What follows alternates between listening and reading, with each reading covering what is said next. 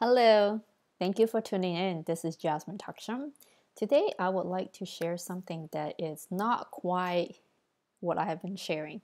Because in the past, I've been sharing things that I have used and I've loved, and I would just like to spread the news and let you know that I try something and it works and then it lasts and it's durable, and I would really highly recommend it. But today, on the other end of it, which is something that I have tried and I really did not like, or I did not, it just didn't work for me and it didn't resonate with me.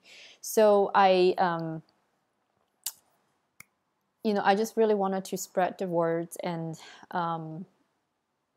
bring the awareness to you all that there are things that's out there that is not so great, or something just to watch out for. Maybe it just doesn't work for me. It will work for you as long as you are aware of the potential pitfall. So what I'm going to talk about, it's a kitchen gadget. To me, I still consider it to be a kitchen gadget, and it's mug. How unusual. So I had to get a mug with the lid for work because it's a safety concern for work policy. And honestly, it's not that easy for me to find one with the lid, especially what I want. It's a wide mouth one so that I can put my hands in and clean it easily. A lot of the coffee mug, like the tall ones, it's a little bit narrow and then it's hard to get to the bottom. So I was really insisting on finding something that's shorter and wider, and it still holds a good amount of liquid inside.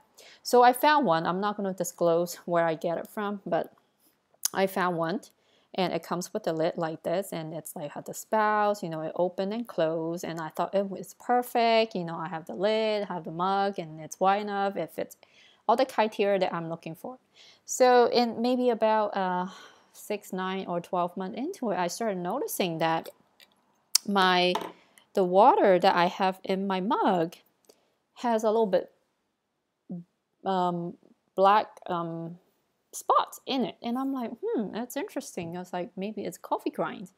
But I started just thinking about it. I was like, well, I didn't have coffee grinds in my water before, but now I do, because I drink a lot of warm water at work because it's usually very cold.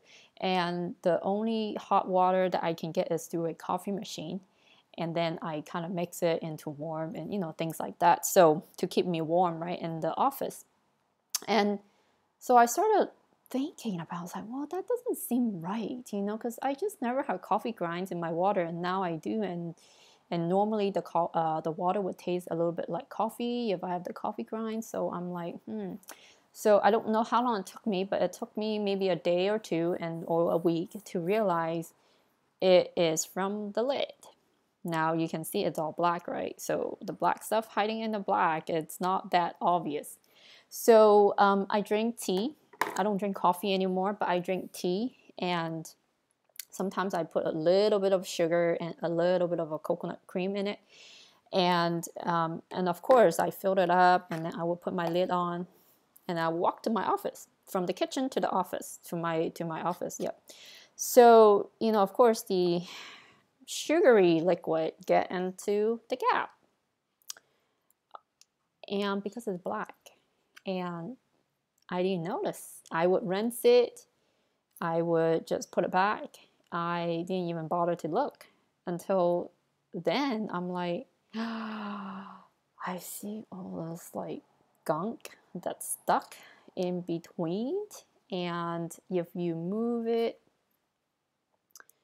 underneath, it was gross. I'm like, oh my gosh, how long have I been drinking this water, using this lid, even though I don't see the black spot? Like, how long has it been? It's been a while. And even now, I move it, there's still stuff coming out. This is like a flaky something, because it got dry. Because I stopped using it for a while, and I save it because I know that one day I want to share it with my audience, just to alert them. Anything that is black and it's in the kitchen, I mean, it's anywhere, but but especially the kitchen stuff, when it's black and it's a lot of moving parts, it's a big no-no to me now. And so I'm super, super careful not to use complicated. It's rather complicated for this thing, and even though it's a lid, it has lots of moving parts. The reason they make it black, because my mug, okay, you can see. Can you see? I don't know, you can see. There's a black spot that came from the lid. It just dropped from the lid, right? You know, as it was clear before I washed it. Make sure that it's clean to show you guys, you know, because it does have some tea stain and things like that. So anything black and it's in the kitchen and it gets wet a lot, be super, super careful, because it can grow mold. As the best breeding ground, it's plastic, it's black, you don't notice. There's more items that I have used in the kitchen, and I'm gonna do some more videos for you to show like what exactly not to buy. So rather than this lid, now I have switched to this one.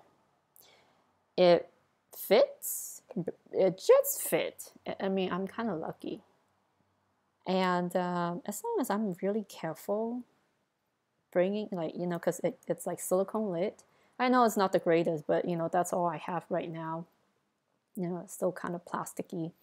Ideally, I wouldn't want to use it, but they do have a safety policy, so I don't want to violate at work. So it fits perfectly, right? And then, you know, all they see is a lid. So as long as I'm not like overflowing and stuff like that, and I'm fine. And, you know, just to be careful not run into other people at work. So I have a lid and it's fine, and it's very clean, right? No moving part. It's white or semi-transparent. It's beautiful, and it's so easy to clean. You can see if there's any gunk on it. You can see it. It can get wiped off, rinse off so easily. I would never ever go back to this kind of lid, especially if you drink coffee, you know, like with milk, cream, anything other than water. Now, even with water, you have to be careful because the saliva get into it. It can get moldy too, you know. So they're really smart. They make it black. You know, it doesn't really match the color of my cup, but they make it black, and there's a reason, you know, to hide gunk. So I look around my kitchen. There is so many black stuff, you know, that they chose the color black because it's the part that you use the most. It's the part that you can hide the most as well. So I just wanted to put it out there, you know, for anyone that is currently using this kind of cup. And the other thing I'm going to talk about it next time, hopefully, is the thermos jar. Thermos jar that I pack lunch for my kids to school every day. And oh boy, I failed big time because I didn't even see mold hidden in it. And I do have a solution for you, but it's hard for me to do it on a weekday because my kids do take that to school every day, and I prefer to do this kind of video when they're at school.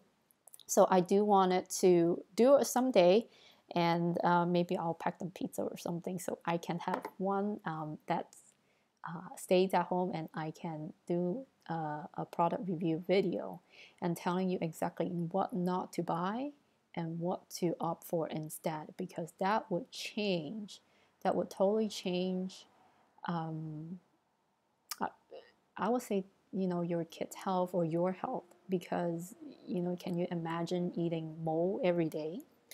And I was just listening to this week's theme is about mold and learning how to stay healthy, and I was listening to Dr. Margaret Christensen's Toxic Mold Summit interview. Like, she had 1 week, like 7 days worth of interviewees, and they talk about, and they're all experts in the field, you know, like from parasite to neurotoxins to mold toxicity and all that stuff, and how it affects our health. So that's how I become so conscious and aware, and now I know I'm even more conscious and more alert of all the things that I shouldn't be used at home, just to avoid, you know, creating mold and bringing mold into my food, into my clean food.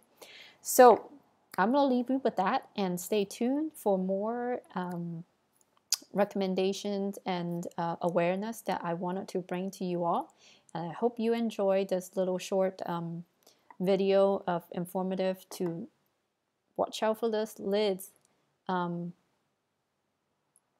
know, in your kitchen. And sometimes I even see plastic. I used to have a lot of plasticware, Tupperware, and in between how the lid closes, the lid, those are the breeding ground for gunk. So watch out for that. And you know, when you wash dishes, and just pay extra attention to those areas that it's easy to hide food residues, and you know, water and not draining well and not being dried well. You know, look at that, and that might change, you know, your health just by watching out for that kind of things. So I hope you enjoy. I'll talk to you soon. Bye. Thank you for tuning in.